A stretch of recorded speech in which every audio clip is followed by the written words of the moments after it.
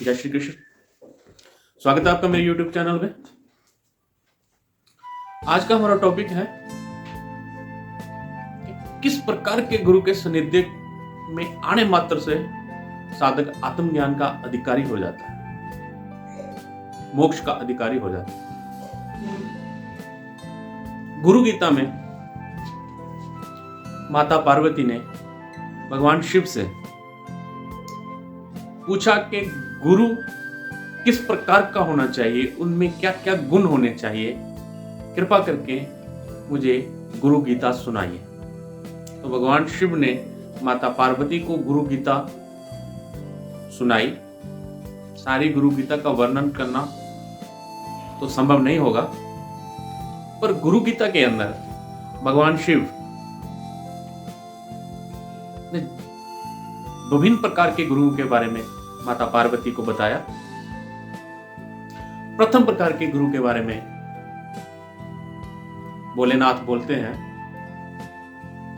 कि जो शास्त्रों का अध्ययन करके शास्त्र सम्मत उपदेश करता है, इस प्रथम प्रकार के गुरु को सूचक गुरु कहते हैं। उसके पश्चात महादेव कहते हैं कि जो वर्ण और आश्रमों के अनुरूप उपदेश करते हैं, उसे वाचक गुरु कहते हैं।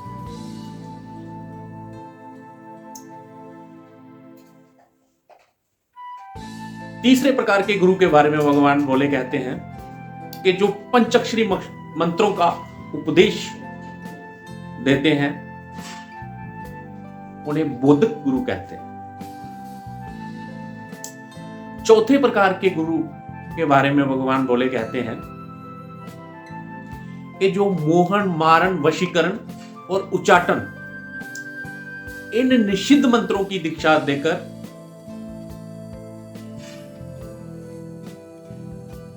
इन निषिद्ध मंत्रों का अनुकरण करवाते हैं अपने शिष्यों से, इस प्रकार के गुरु को तत्वदर्शी महापुरुष निषिद्ध गुरु कहते हैं। तो माता पार्वती ने पूछा कि भोलेनाथ, ये जो निषिद्ध मंत्रों का अनुकरण करने वाले लोग हैं, जो साधक हैं, उनकी क्या गति होती है? तो भोलेनाथ कहते हैं कि हे पार्वती, मृत्यु पश्चात ये निषिद्ध मंत्रों का अनुकरण करने वाले लोग ब्रह्म प्रलय होने तक मनुष्य योनि में वापस नहीं लौटते और पशु योनियों में भटकते रहते। ये निषिद्ध मंत्रों का अनुकरण करने वाले लोगों का गति भगवान भोले ने बताई। उसके पश्चात भगवान शिव कहते हैं कि जो गुरु, ये संसार अनित्य है और दुखों का घर है, इस प्रकार का उपदेश देकर साधक को वैराग्य का मार्ग दिखाते हैं, इस प्रकार के गुरु को बहित गुरु कहते हैं।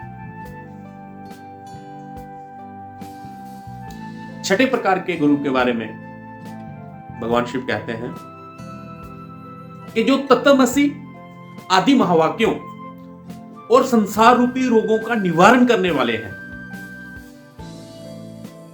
उनको तुम कारण सांख्य गुरु समझो। उनको कारण सांख्य गुरु कहते हैं। और अंत में भगवान भोले कहते हैं कि जो सर्व प्रकार के भयों का नाश, जन्म, मरण और तमाम प्रकार के भयों का विनाश करने में चतुर है,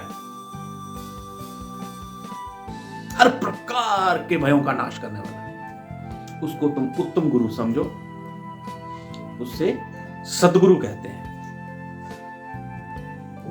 इस उत्तम गुरु के बारे में गुरु गीता में विस्तार से भगवान शिव ने बताया कि उनमें क्या क्या गुण विद्यमान होते हैं। उनकी दीक्षा मात्र से साधक ब्रह्म ज्ञान का, आत्मज्ञान का अधिकारी हो जाता है, मोक्ष का अधिकारी हो जाता है। इसी के बारे में भगवान कृष्ण ने गीता में कहा, वासुदेव स सर्वमति स महात्मा दुर्लभ। हर एक जड़ चेतन पदार्थ में वो परमात्मा खुद विद्यमान होकर बैठा है। ऐसा जिस महात्मा को ज्ञान है वो महात्मा अत्यंत दुर्लभ है। अपने को भगवान सुलभ बताते हैं कि कन कन में तो मैं ही विद्यमान हूं, तुम्हारा आत्मा बन के मैं ही बैठा हूं।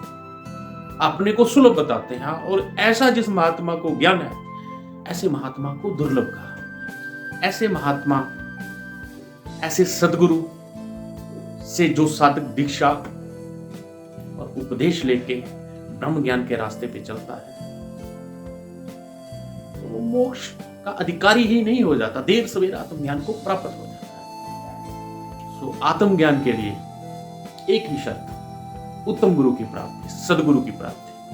तो जिन भी भाई बहनों को, जिनको भी आत्मज्ञान की तरफ, मोक्ष पाने की तीव्र इच्छा हो, उसे उत्तम गुरु की खोज करनी चाहिए।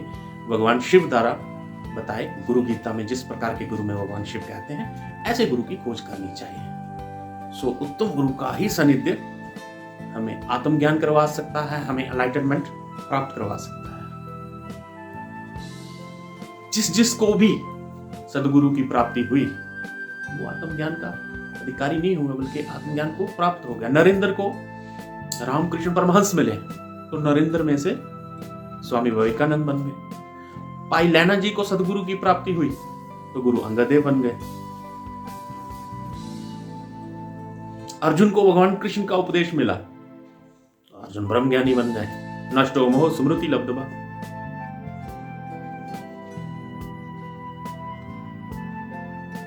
बाबा सिद्ध गोरिया को गुरु गोरखनाथ मिले सदगुरु के रूप में,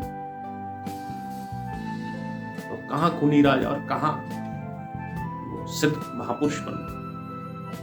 तो जिसको भी सदगुरु की प्राप्ति हो जाती है तो आत्मज्ञान को सुलभ, उसके लिए आत्मज्ञान सुलभ। तो सदगुरु ही तमाम प्रकार के भयों का जड़ से नाश करने में सक्षम है।